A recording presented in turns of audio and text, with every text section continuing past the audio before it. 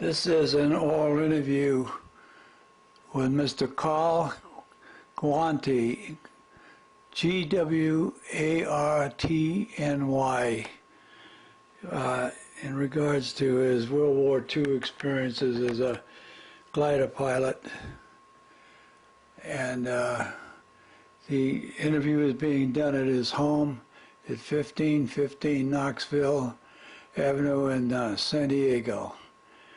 The date is June 23rd, 2010. My name is Robert G. Wright.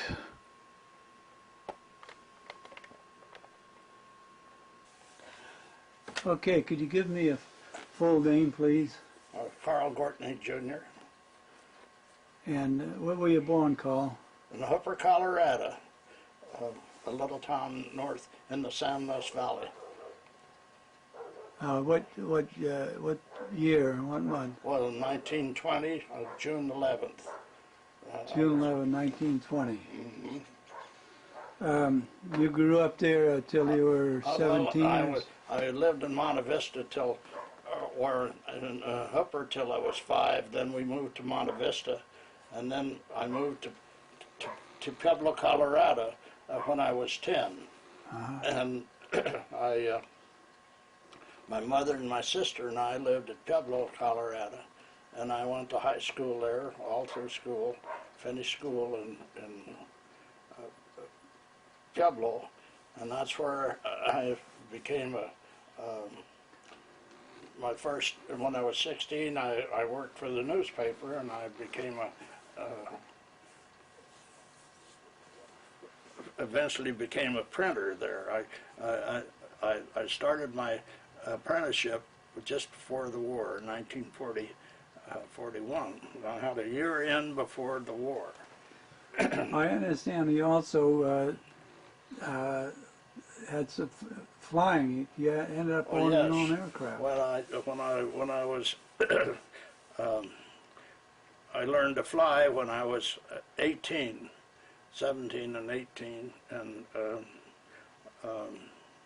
I had a friend named Dr. Andreessen, and who he worked for the newspaper. He was the engraver, and I worked as an apprentice printer, and so we had this airplane together. It was an Aeronca Chief. You owned it together then? Yes, it was a side-by-side little aircraft. I can show you the picture of it. Yeah. And so this is after I got my license to fly. I see. And I flew it quite a bit. I flew it up to Spearfish, South Dakota once. Come back, I had 28 forced landings with it. We had little problems, but it all worked out all right. So in those days, the Army guys would come in and land on the field, and we'd see what they did, and then we'd do what they did. What turned you on to flying? Because he could fly? All I wanted to do all my life was fly. Lindbergh was my hero. I was 7 years old when he went across the Atlantic, and sure. This is all I was interested in was airplanes. Sure. Period. No sports, no nothing. It was airplanes. Yeah. So that's when I learned to fly. So I got married just before Pearl Harbor, about 6 weeks before.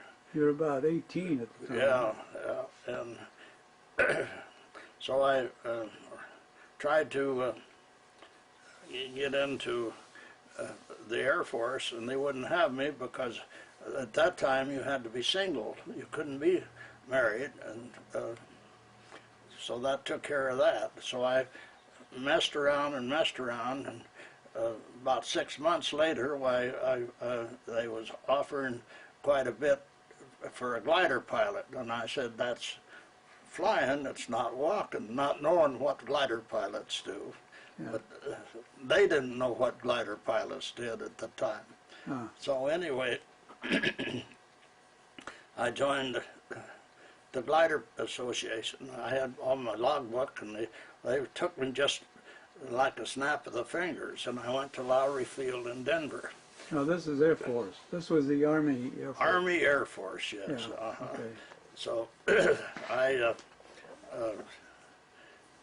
waited there till all the guys from the 8th Corps area came. I was one of the early glider pilots. And of course I could fly. They had 2 groups and some that couldn't fly. Well, after they got these guys together at Lowry Field, it took about 4 weeks, then they sent us to Fort Morgan, Colorado, where we flew L4s and Cubs and all of the light aircraft, the three light aircraft. And we'd go around the field about 1,000 feet, turn the switch off, and raise the nose and stop the propeller, and then we dead stick land, and that's how we learned to be gliding. You glided in a J2 then? Oh yes, yeah. J3. J3. Well, it was, they J3, call them J3. L4s Yeah. is what they are. Yeah. Yeah. Yeah, they had a Ronka, a Taylorcraft, and a Cub. So we had all 3 of them that we flew. And they didn't maintain them, they just poured gas into them and we used them. Then after 6 weeks I was sent to 29 Palms in California, which was one of the glider things. I was in a class, I've never figured out exactly what class I was, 16th or something, but it was about one of the first classes that the enlisted men went through. Jackie Coogan was with me. Jackie Coogan? Yeah, he lived in movie actor. We lived in these barracks, 5 of us, and he was one of the guys in the barracks. He was a pretty good guy, wasn't he? Well, yeah, in some ways he was all right, yeah. He helped me with my ground school, and his stories were really wonderful, like when he went across parts of when he was only 9 years old, parts of India he went across.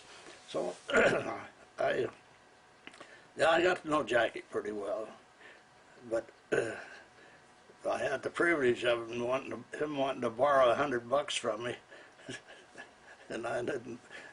Well, there's more stories with Jackie Coogan. Jackie would go up with the officers, and Saturday morning we had to clean the latrine and the rest of it, and he wouldn't do it.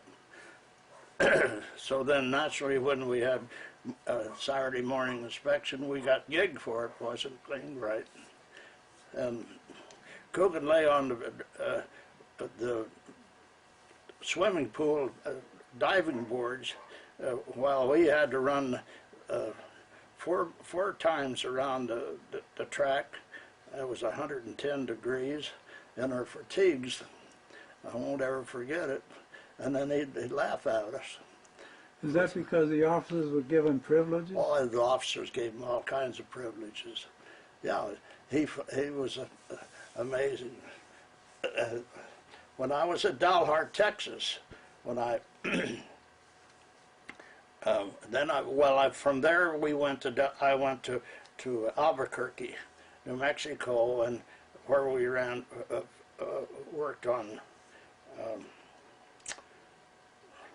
simulators, yeah. And then they were sent.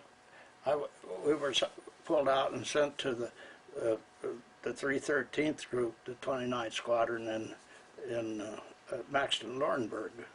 Now you were a private?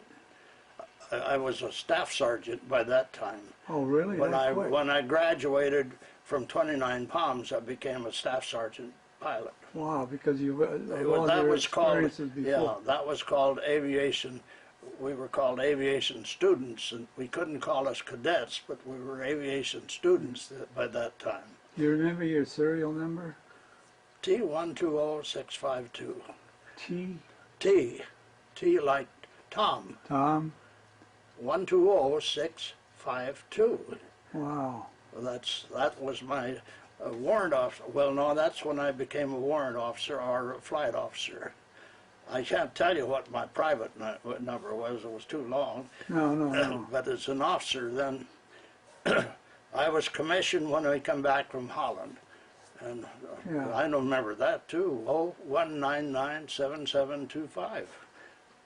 So you don't forget these things. No. And Well, anyway, this was in the early 42. yes, Fine. yeah, that's in the early 42, and this went on May the 13th, 1943. The 313th, we went to Casablanca to North Africa right after Kasserine Pass, and You went over by ship. oh yes, the glider pilots went over with the ground troops. We went from Camp Shanks, New York, and the power pilots had already taken our aircraft and went to South America and went across the Ascension and then on into. Did the troop ship that you went over, did it also carry broken down aircraft, gliders? No, it carried the airborne, the 304th and the 305th, 82nd Airborne. But the hardware came over on another ship. Oh yes, the hardware came over later on. First we went to a little place called Ujda. We had to walk to this Ujda, which is in, that was still in just north of Casablanca, right close to the Spanish Morocco. And there we stayed for, well, we flew gliders a little bit then, but then finally we moved from there to Kairouan,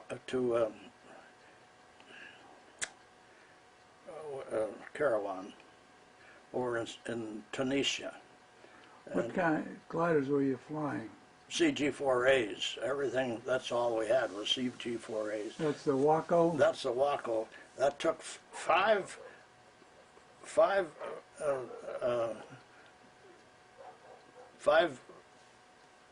areas where they put the glider together. The fuselage had been one thing that was built out of wood, and all the wings are being another, and it took 5 of them. And a P-51 had only took 1 of these. So that's why it took so long for a lot of them to get over into North Africa. When they got to Casablanca, we were at Kairouan. So we would fly from Kairouan down to Casablanca and pick up the gliders as they were put together. They were put together by automobile mechanics. They didn't know what the hell they were doing for nothing. Yeah. And Clayton and I was flying this one glider, and I looked out, and my wing raised about, I would say, 3 feet, and both of us were holding it like this, trying to get it to we finally got it there. You mean it was not put together properly? Oh no, they forgot to dope it. So the air was coming in and made the wing twice as big as it's supposed to be. I thought the wings weren't doped by that time, before that? Well, this is when they came overseas, you see, and then they put them back together, and this would happen to have a split in it, so they didn't fix it properly. And then when they put them together, they were automobile mechanics. They weren't glider mechanics. So this one glider, they didn't put any bolts in the floor. And my friend Ben Grobman, when we landed, he says, "Carl," he says, "I lost the whole floor of my glider. The whole thing fell out." And the weather there was very atrocious. We dropped 2,000 feet, and another bubble we'd hit 2,000 feet. Very rough. And we all had dysentery, so it wasn't, it wasn't a real pleasant time. Yeah. In other words, you were towed aloft by C-46s. No, C-47s. C-47. Yeah, we didn't have C-46. Yeah, 47. Yeah. And then you would land. Did they crack up at all, or? No, not as a rule. Yeah. We didn't have. Yeah. We didn't crash them very much. We lost one tow rope. A friend of mine lost a tow rope, and they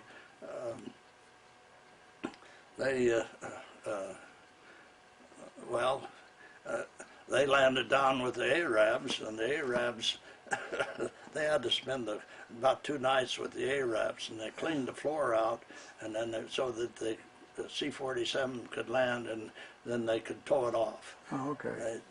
We didn't at that time snatch gliders yet. We didn't have the equipment for it. Yeah. So they. I understand the tow was right under the cockpit. That's right. Underneath, and then. No, that's right up there. Oh, up at top. Oh, right in front of you. Okay. That's where it's at. Yeah. All right, right in the center of the windscreen. Yeah. Center of the windscreen.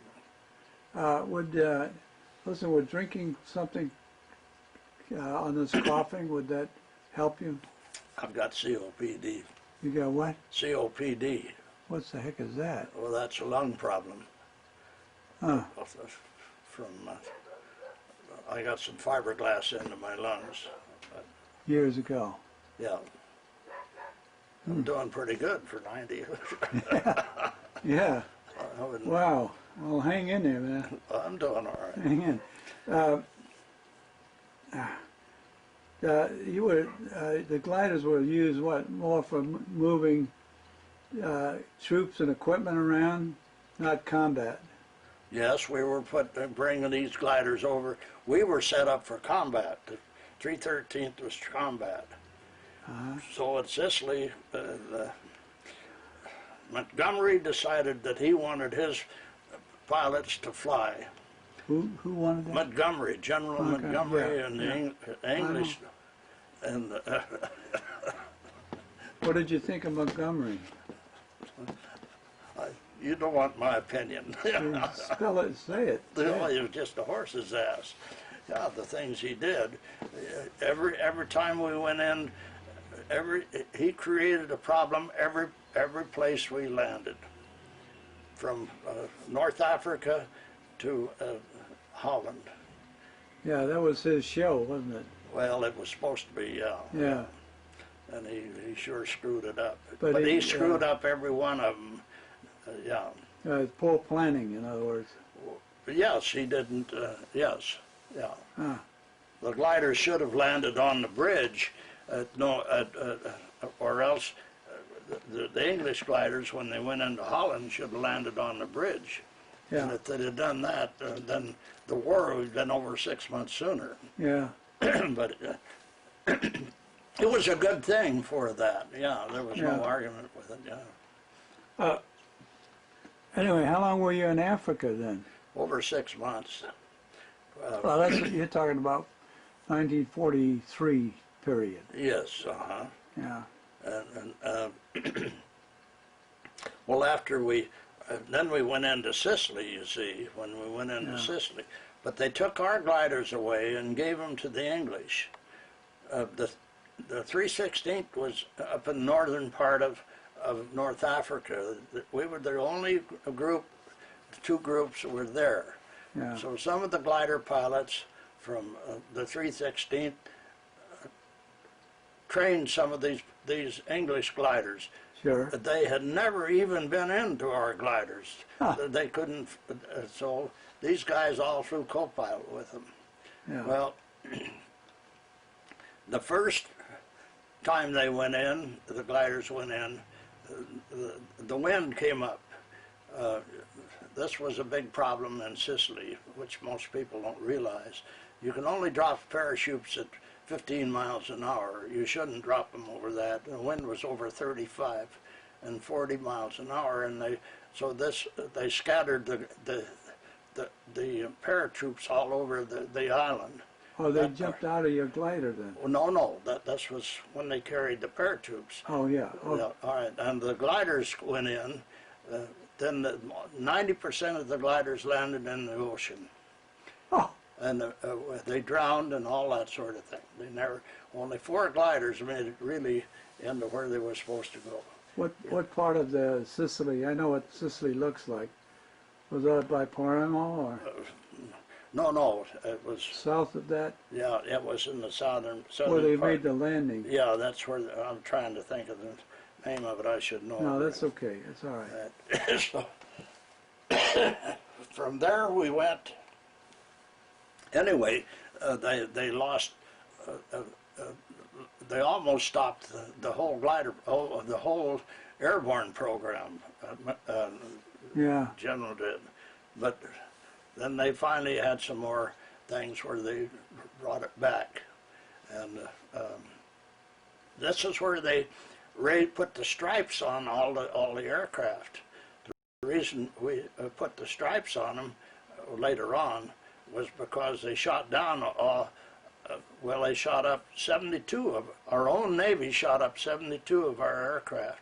They shot down over 10 aircraft, fully armed paratroops. That Was they this killed. in Sicily? Yes, Wow. we couldn't even talk about it for a year. And it killed so many of the paratroops and things. So, What a waste. what a waste. Well, that's true. Yeah, it was their own Navy that did it. Yeah. I ran across one up at Miramar that had been there. Excuse me. So anyway, from there we went to Sicily. We moved into Sicily, and we made our squadron took several paradrops into Italy. And after that, I can't remember the exact date. By Anzio, by Anzio. Yes, at Angio we dropped the 304th. Yeah, the 304th stayed over there, and they were almost decimated. At the end, there was only three guys left in this one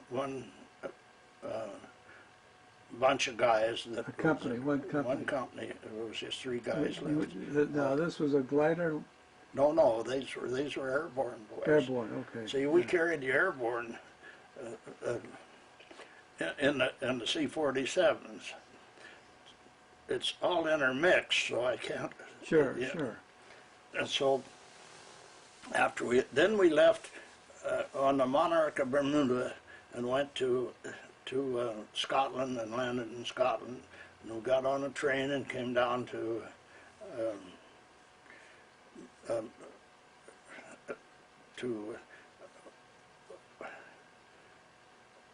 close to Grantham. We went to Grantham. Grantham? Grantham. Yeah. It's G-R-A-M? Grantham, Grantham. And this is where the base was. So we stayed there, and we trained there. We hauled the paratroops, and we'd land the paratroops. And all within England. Yeah, this is all in England, getting ready to go in on D-Day. Yeah. So this was late 43 then? Yeah, early probably, 44. Yeah, 44. 44. I think by that time. So then we went from there to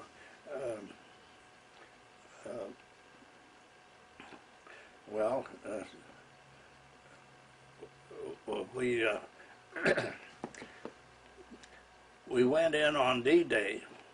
I didn't go in on D-Day. I was in a backup, and there was only a certain group of gliders went in on D-Day from a different squadron, a different group. Our C-47s went in.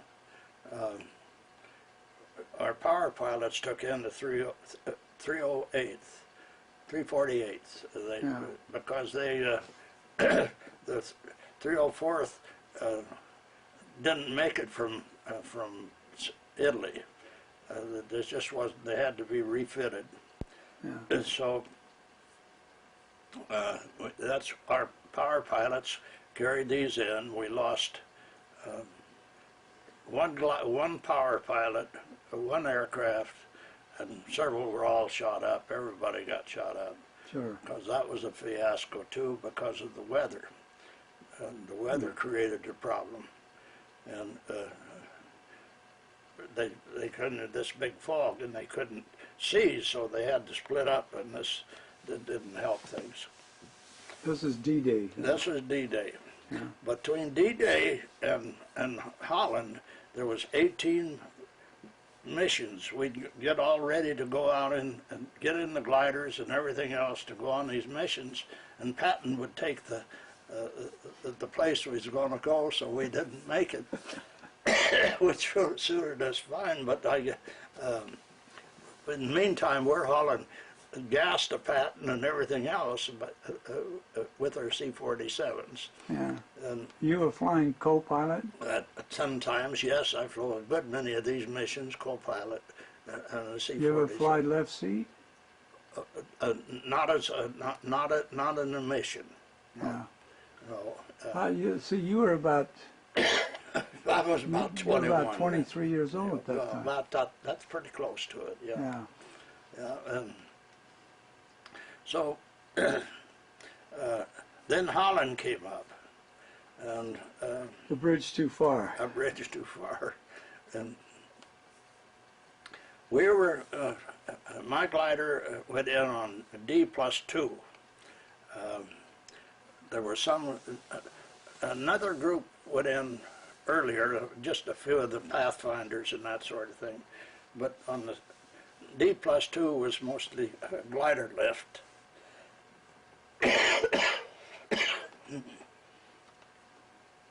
So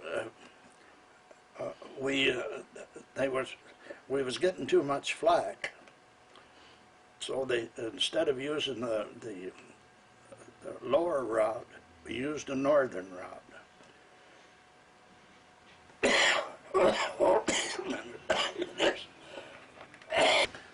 So we went to where across Showan, and we got a lot of flak. It was a beautiful day that we went across. We got a lot of flak. We landed at a little place called Grosbeck. My glider was number 17th to go in. I landed, and Well, you came in at what altitude usually? well, they Cross flew us over. over at about 1,200 feet, but then when we got in close, they brought us down to about 800 feet, and then they stayed right on. I landed at landing zone N, and there was a big depression there, and I decided that's where I wanted to be. I put it in that depression. I landed the glider very slow, no problems. I didn't have a problem with my glider whatsoever.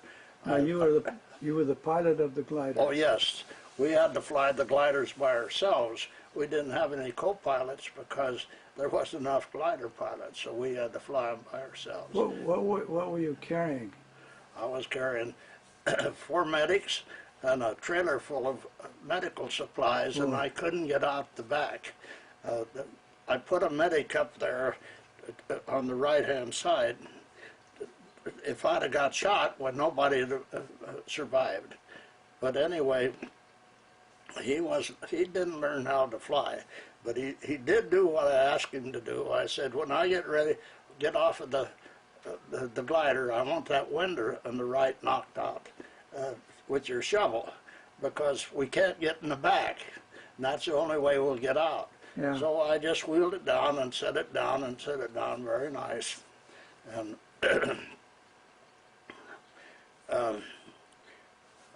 I crawled out through the window and went over about 50 feet and dropped by the edge of the berm. There was a little raise there.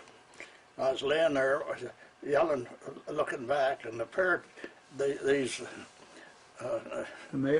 medics all have left their May Wests on. And of course we landed in a firefight. And there was just fire going everywhere. And I was yelling for them to get that damn May Wests off. We didn't need that. And about that time, a paratrooper come riding up in a big horse. And no shirt and a big square hat. He says to me, "Lieutenant, what are you doing down there?" I was pretty embarrassed. So we got this stuff out of the glider. Yeah.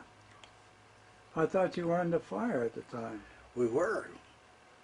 And this guy comes up with a horse sitting on a horse. Well, these paratroops are amazing.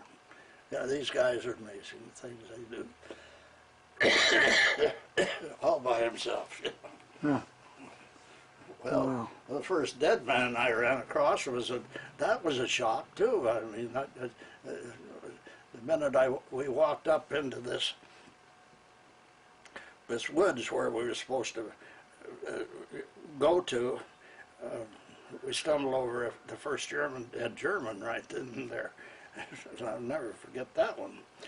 And at the same time, there were apples up there, so we was reaching up to get some apples, and of course the shrapnel knocked a whole bunch of the apples down, so we didn't have to call the trees, and that took care of that. Yeah. And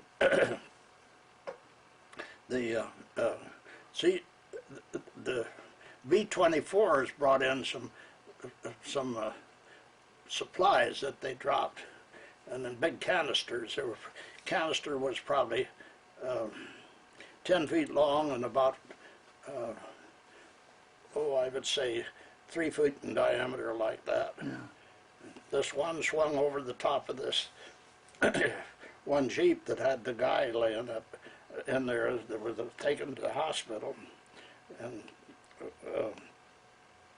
this is the first glider pilot was killed there. A friend of mine was, he was about as far from me to you, and he got a piece of shrapnel in his back, went in his lungs. Wow. And that's the first glider pilot killed. Yeah. Yeah. Wow. So you were stuck with the infantry then? Well, yes, but then we become infantry. Wait a minute. Oh, no. Lost some of it.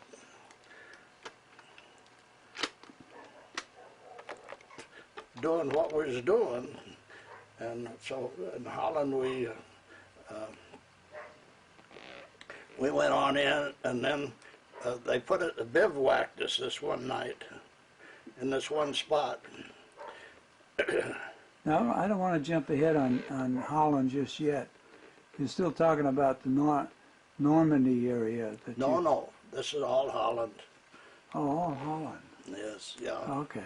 Yeah, Normandy is, no, this is all in Holland. Yeah. In Holland, where you landed the medics. yes, yeah. Our squadron carried a whole hospital in. Uh-huh. All the rest of the guys had doctors and this and that. It happens I just had 5 medics and supplies. Anyway, we dug some holes, and where they want us to bivouac, we stayed and was laying there right next to this road. And this one glider pilot from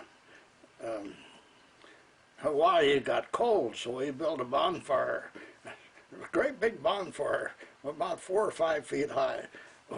Well, I told him if he didn't put it out, well, I'm going to shoot him. We would all have shot him, because about that time the 88 started running in, so we just dug deeper holes, and that was, that. This Hawaiian was a real character. Anyway, Was he a glider pilot? Yes, he was glider. We were all glider pilots. Yeah, you just get we went together. to this one area, you see, to do whatever they wanted to do. Yeah. Then 6 of us guarded prisoners, 300 prisoners. We'd walk through them with the Tommy gun, get out of the way like a bunch of chickens. Yeah. We stayed behind them, and whenever the aircraft come over, they'd strafe until these guys would all light cigarettes or something, and they'd stop strafing at us and go right over us, and then start strafing again. So. Wait a minute, this was the Germans doing the strafing? Oh yeah, sure. Yeah. In aircraft, yeah. And they were shooting at German prisoners too? Well, they would have. They didn't know they were prisoners, you see. Yeah. They were just strafing coming across. But the prisoners would light a cigarette so that they know that they were there. They were prisoners, and this is. So the pilot could see the difference. Oh yes, they weren't very high. I got strafed once, and they were not over 50 feet, looking down in my hole. That's most inconvenient. So, yeah. So, yeah. From then, they took 6 of us, and well, we guarded these prisoners over 2 nights, and they brought up the big railroad guns, and they'd shoot that railroad gun, and it'd shake like an earthquake. The whole ground would just shake. Yeah. I dug a deeper hole that night. But anyway, after that, we took them somewhere, and the Airborne took over. And so then we went across this canyon and bivouacked in another area. And there was 6 of us. We built a slit trench on an angle, and Cleet and I. And Nixon, Lutke went across and was using a pump to get some water, and about that time 109 come over about 50 feet and spun over, and he strafed us. He stitched right along the top of our slit trench, about right here. The fire went, and they said we weren't supposed to see any of these aircraft, but there they were. There, no matter what they say, they were there. Yeah. So then we went from there to that one night. They decided that they haven't taken the bridge at Nijmegen yet. So the glider pilots, we were the first glider pilots to be on the line. So they hauled all of us about 3 miles back over towards where we landed the gliders, and the Grosse Peak Heights was just on opposite us. This is about 300 feet high. That's the tallest part of Holland. What's the heights called? Heights, called Grosse Peak Heights, and it's to the right, and they're 300 feet high, and this is where all the Germans were. Across, probably from here to 300 or 400 or 500 yards. Anyway, we dug holes that night, and we hadn't brought any food, so I crawled over that night and got 3 turnips out of the turnip field, and this is what we had to eat. This is all. You didn't have any direction. Usually somebody's in charge of a group or something. Well, we had a guy, yes, in charge. Yeah, when we walked out, there was one lieutenant, our infantry lieutenant was placing us where he wanted us to place. So he'd say, you two digging a hole here, and you two dig a hole here. And I was the next one, and I said, come on, Cleet. And this offended the lieutenant because Cleet was the guy behind the other guy, you see. And so the major had to intercept in between. He said, no, these guys have always worked together. So whether he liked it or not, he finally relented, and we dug our hole there. That's So you had an infantry lieutenant giving you directions what to do then? Oh yes, yeah. That was belonged to Airborne. Oh, okay. The 304th. I understand you said earlier that you were about 60 miles ahead of the infantry that was coming up from the south. Oh yeah, we landed 60 miles behind the lines. Yeah, in Nijmegen. If you see a bridge too far, at Eindhoven, they were just at Eindhoven. We were supposed to we had a 5-mile diameter was all we had when we landed. Yeah. We were supposed to get the bridge. Yeah. We got 3 bridges. We had, you have to read the history part of it. Yeah. The bridge at Nijmegen hadn't been taken, so that's when he didn't have enough people. Yeah. So he put the glider pilots out on the line, and here's 300 glider pilots out there with just small arms. Yeah. I had a Tommy gun, but most of them didn't have that much. Yeah. 45s and stuff. Fortunately, we were there 3 days and 3 nights in this hole. And finally, no food. No, except no food. Turnips. So I had a friend that rode in a tank. He brought the tank up, and they'd set that tank right beside us and shoot 3 rounds at this flak tower over there, and then of course they'd shoot it back, and we can't move.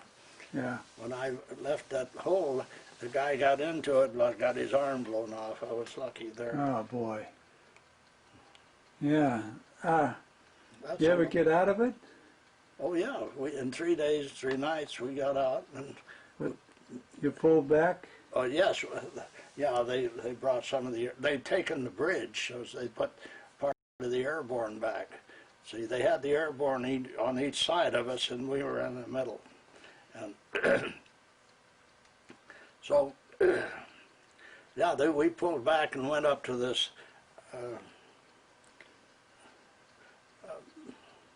area where, in the woods, where the Germans had built a kind of a shack and all that sort of thing. And there was a place there we could crawl into and sleep, about 6 of us, kind of a compound. In the meantime, a friend of mine, another glider pilot, another squadron, came in, and he was the best scrounger I ever saw. He mixed up a stew, and the stew, well, he had got called away and had to go work somewhere, so me and my buddies, we got to eat the stew. I'll never forget that one. So they put us in this little shelter. We got in this little shelter, and 4 of us, we were all sleeping in there, and a big rat, about 20 inches long, came over and walked over Lütke's face, and then over my chest, and back over there. By that time, Lütke had his 45 out and was trying to kill the rat. He was shooting all over the place, and everybody was trying to get him to stop, but it was most inconvenient. And then we spent the rest of the night in rat watches, being sure nobody got bit by the rat and that sort of thing. And they were big. God, they were that long. Unbelievable. So then we got a truck to take us out, and that we went from there.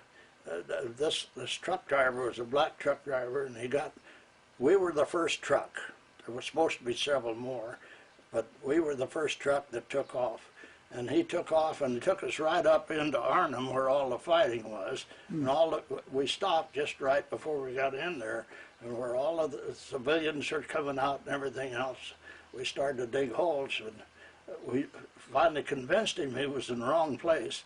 So then he drove back, and then we drove back over the bridge at Arnhem. At Arnhem, or no, in Arnhem. They never did take the bridge at Oh, Arnhem.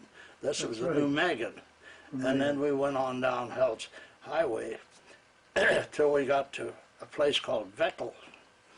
And on the other side of Veckel, the Germans decided to cut the line again. And our truck was the only one that was there. We were the only ones that were there, period. In front of us was a bunch of English lorries on the road, and we got stopped because the one in front of us was burning. There was a little ways, and there was one right in front of us. And so we stopped behind this. 3 guys went off to the right. It was a kind of a road there, a T road, and they went off to the right on the other side of the road, and me and the black driver went to the right off of the other road. The rest of the guys stayed over in the ditch on the other side, and they brought a tank up, and there was a British general, or a British major, walked up the road, and he says, "We'll have the bloody bastards out in no time." And he made it about, I would say 100 feet, and that was the end of him. The sniper got him right away. So I decided, they brought this tank up and backed it right above us, and the black driver I finally got him settled down a little bit, and he wanted to know what I was going to do, and I says I was going on the other side of the road where the rest of the guys were and see if what we wanted to do. So I didn't want to stay around that tank. He drew fire like nobody's business. So we went across the road, and as I dove into the other side, my Tommy gun ran into the side of the mud and filled the barrel up full of mud. Well, that was worthless anymore at the moment, so I just threw it away and pulled my 45. About the time that 45, about that time, a 20 millimeter went into the front side of the truck, this lorry that was sitting there, and blew the tire out. Then the next one went right into the cab and blew the cab out. And the Englishman that was in the ditch beside me just went crazy. They said they got his buddy. Well, his buddy, fortunately I found out later on, had rolled out, and he'd been wounded, but he was all right. So this guy just froze. Well, we were all bunched up. We had to move. We couldn't stay there. One shell would have killed 15 guys, so we had to scatter out a little bit. So we started to go back towards Veckel, up this ditch, and we went up. There was another crossroad we had to cross. The Limey was right ahead of me, and he stopped. They had a machine gun on it, and intermittently they'd just throw fire on the road. And he wasn't about to go. Well, I cracked that 45, and I says, "You either go or else." And I don't know what I would have done if he hadn't have gone, but he went. So then we went across, dove on the other side of the ditch, and walked on into Veckel.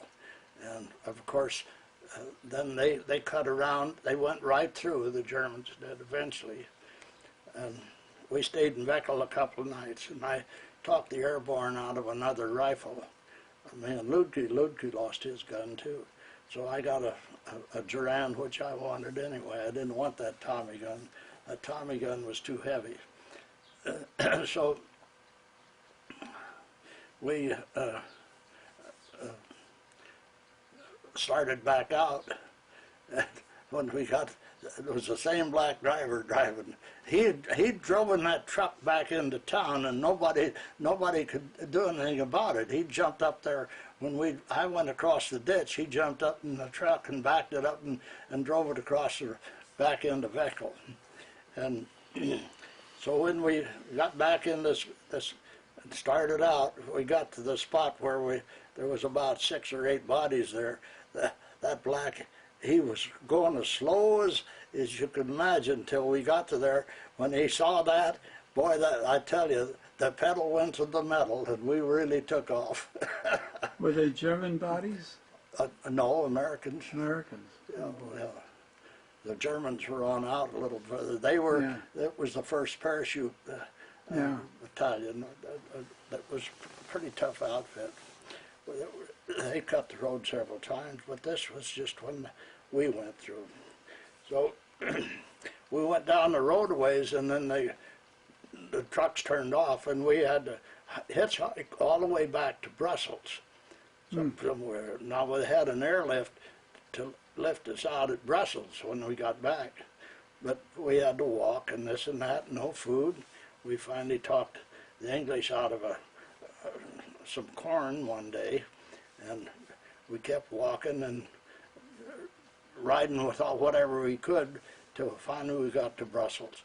But we were late, and we stayed in town. We found a place to stay, and so they'd go out the airfield, and finally we got a ride on a Bristol Blenheim. We couldn't even smoke on it. Small bomber. Yeah, and couldn't even smoke on it. But it went across Lucky Strike down into southern England and dropped us off. So now here we are, south of London, and in a green field, and we don't know where we're at or anything. Finally, we. They didn't drop you off at an airport? No, just that they just landed in the fields. They didn't have that type of airport. So I heard a whistle away, and always knew how to get to town. So we went over and to the railroad station, and I talked this guy. Finally, it took him a long time for him to give us a ticket so we could get back to Grantham. You had to pay for it, huh? Well, he wanted us to, yes. And we finally got the ticket, or he put us on a second-class train, and we rode into Paddington Station. And I don't know how we got from Paddington Station to King's Cross. We must have hired a taxi or something. Yeah. And here we are, whiskers and filthy and smelly and armed. We get on the train at Grantham, or at King's Cross, and we got in this little cubicle, but the limeys had come by and they'd take a look in and just keep on moving. They wouldn't stop. So when we got into Grantham that night about 11 o'clock, I knew where to go, where the trucks would be. So the three of us, there were just three of us that was left. So the three of us went and crawled on the truck. And we're sitting there waiting, and all the drunks came about that time. And of course, when I landed on my lap, I threw him off, and then they found out who we were. Boy, the drunks got quiet, and that was the end of that. And they took us finally back home, and that was the whole story. In other words, you went back to your old airfield. Oh yes, our own airfield at Grantham. Grantham, G-R-A-M. That's north of London? Oh yes, that's up near the Wash. Near the Wash? The Wash, The Wash is part of England. You have to know the English. Yeah, I've been to England a lot. But never, don't know where the Wash is? The Wash? Yeah. That's in East Anglia? No, it's on east, yeah. It's up near Nottingham. Okay, I know where Nottingham is. All right, Nottingham. Grantham is right close to Nottingham. We'd go in at Nottingham. I've got a highly detailed map of right. England at home. Right. So that's the whole story. Now wait a minute. You're too young. The war was still going on. Where did they? You got cleaned up. You were issued another glider, I take it. Oh yeah. Well, then we moved to France.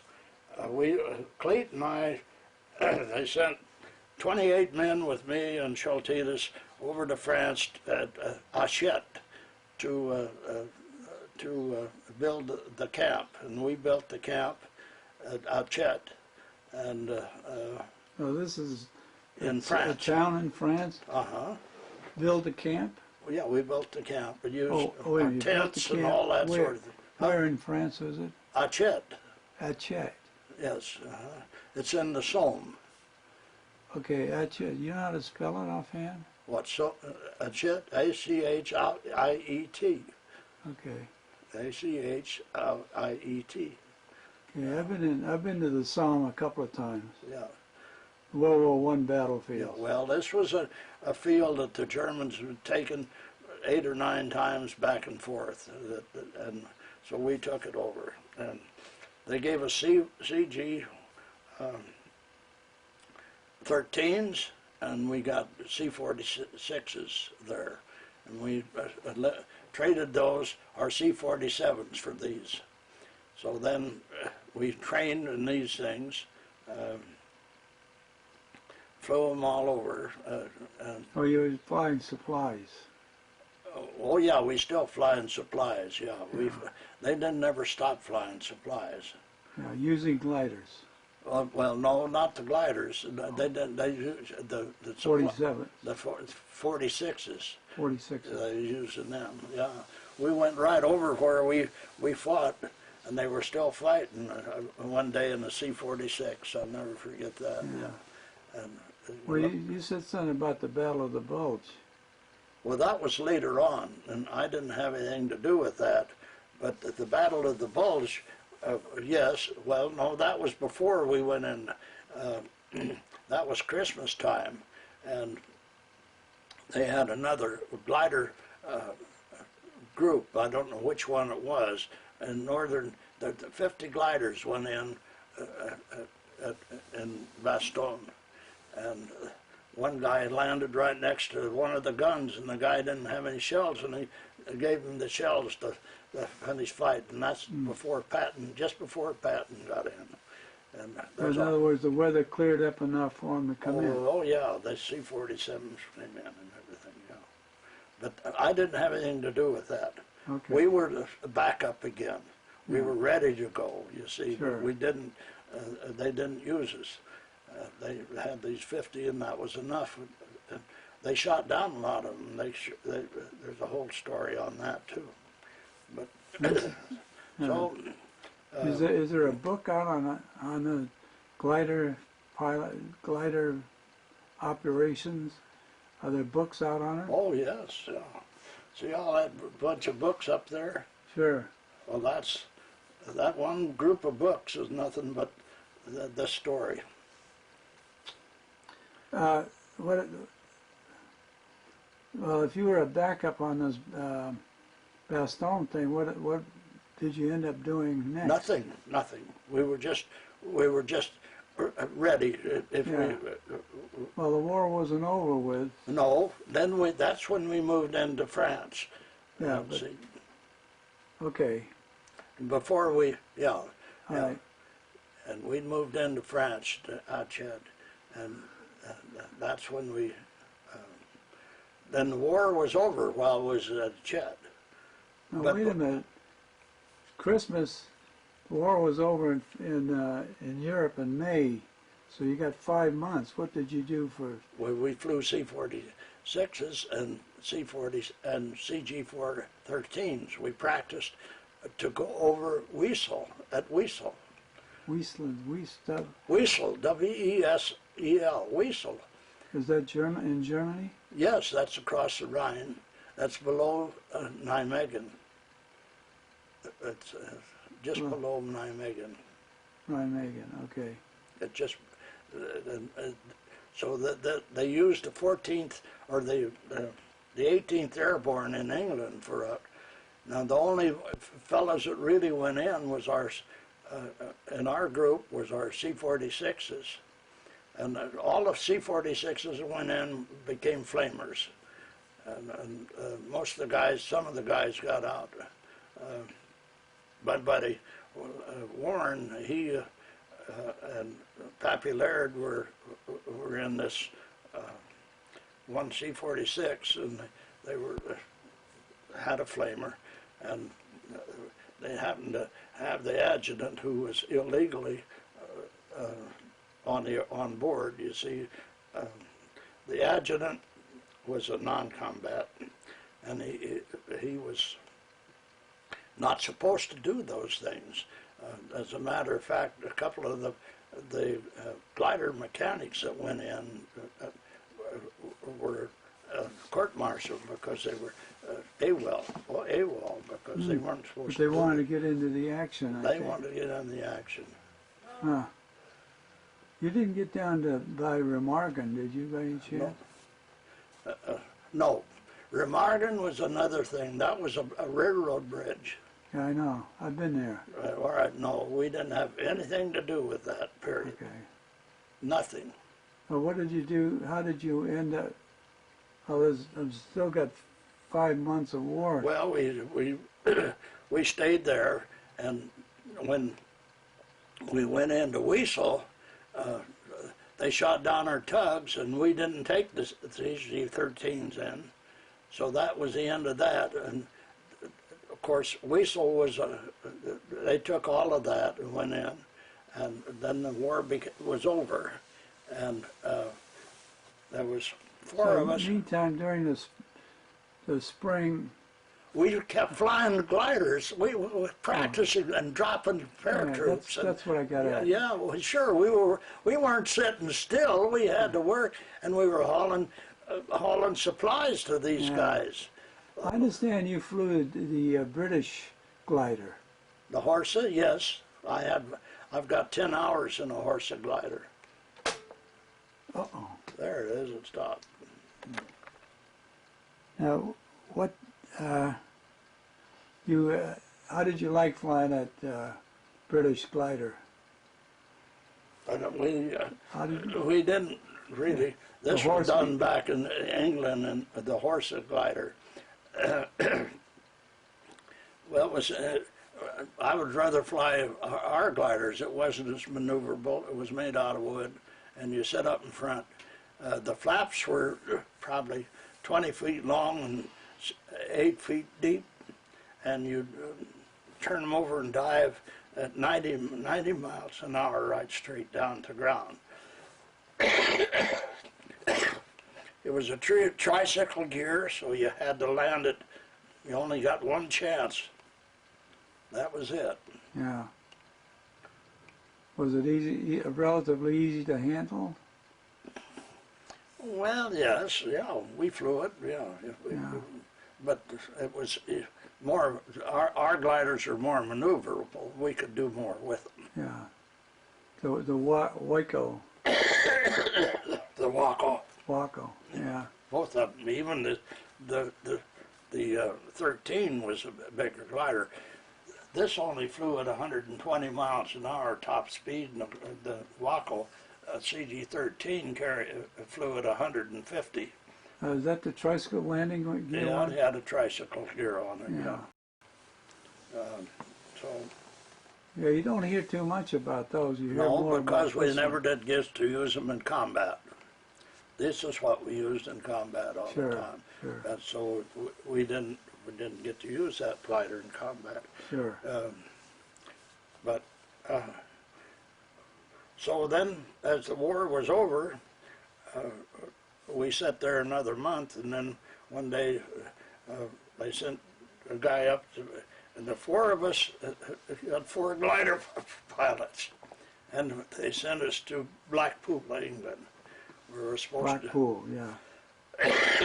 excuse me again. We were supposed to go into.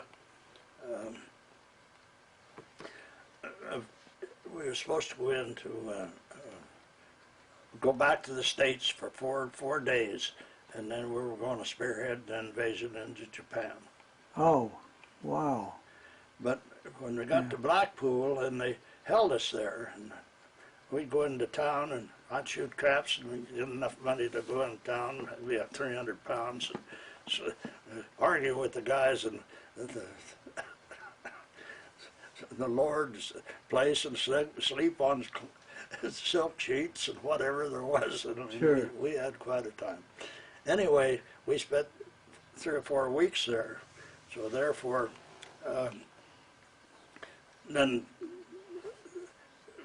more or less the war was over. So they put us on the USS Richardson to come home, a troop ship, and we went from there to Boston, and then they put us on a train, and we went on the train down to Washington, back up through Canada, back down to by the falls into Chicago, and this interurban, all officers, nothing, no food, no sleeping facilities, no nothing. We got to Chicago, and here comes this big train with all the PWs on it, and they've got everything. And the guys just started peeling off. They just forgot it. But I stayed with it because I had a friend that was working for another newspaper, and when we got to L.A., he was going to expose all this, which he did. We changed the whole route of the way they sent the trains home. In other words, they sent us the cheap way. Now that they changed it, you see, they didn't do that anymore. Because he wrote an article on base what you said. Oh, he wrote this article on this train. This went all over the United States. I wished I'd have saved a couple of the papers. It was unbelievable. And the people had just got up in arms about it. So that took care of that. So then they sent me to Camp Beale, and they left 600 glider pilots out without ever being in the reserve. So I got out and went back to Pueblo and went back to work as apprentice printer to finish my apprenticeship. Yeah. I got discharged at Camp Beale also. Yeah. So where did you go back home in Colorado? Oh yes, I went back to Pueblo and finished my trade, to finish my trade as an apprentice printer. I met up with your wife. Oh, well, yeah, well, she was here in San Diego, and we just drove back. Oh, okay. Yeah. So, yeah. So that took care of, so I finished my trade. How did you move to San Diego? Well, when you finish your trade, apprenticeship, you don't stay in the same shop because they look at you like a kid, you see. Hey, Yeah. go get the coffee or something. Yeah. Well, so you get out at 6 months, and I was traveling. I could travel anywhere in the world, anywhere, and work. I could work in England, I could work in France, not even knowing the language. Sure. Because I was a printer. You did actually printing? Well, yeah, paper? I worked for the newspaper. Yeah, but not as a reporter, but as a... Oh, no, I was a printer. How to print, print the paper, okay. The reporter wrote it, and then he sent it to the composing room, and we put it in type. Beautiful, okay. that explained it to you. Good, I understand. Okay, that's it. And so you came back to San Diego to... Well, no, I was just traveling, and I was going to go up north. And I come down here to stay 2 days and to visit a friend, and I went to work, and I worked for the Union Tribune ever since. Yeah, how long were you at the Union Tribune? 30 years. 30 years. You worked for Jim Copley. I knew Jim Copley. What kind of a guy was he? A little short guy, very nice guy. Yeah. Yeah, he was a little short, A little over 5 feet. Yeah, a little over 5 foot. He died awfully young, didn't he? Yes, he had cancer. Pardon? He had cancer. Oh, did he? Yeah. Yeah. Wow. How did you get into model airplanes? You do good work on model airplanes. My first model airplane I built when I was 7 years old, and I took it to school. And the the teacher took it away from me and took it to Alaska with her. That was the end of my first model airplane. Yeah, I always built model airplanes. sure. I didn't have the money to build. A real one. Well, the model airplanes, I didn't have the money to build the remote controls and all of that, but I Yeah. built the airplanes. Yeah. You know, I've got a lot out there. There's several airplanes out there in the I shop. noticed that. Yeah. Yeah. Well, I Hope that's what you wanted. yeah. Listen, would you mind if perhaps this cassette tapes could go to this World War II museum down in New Orleans? Would that be okay with you? Oh yeah, I don't care what you do with it. Yeah, I think they would find that interesting. Okay, And then the film would probably stay here with at this museum. okay, that's fine. All right, for Bob Wright at the different museums, thank you very, very much. My pleasure.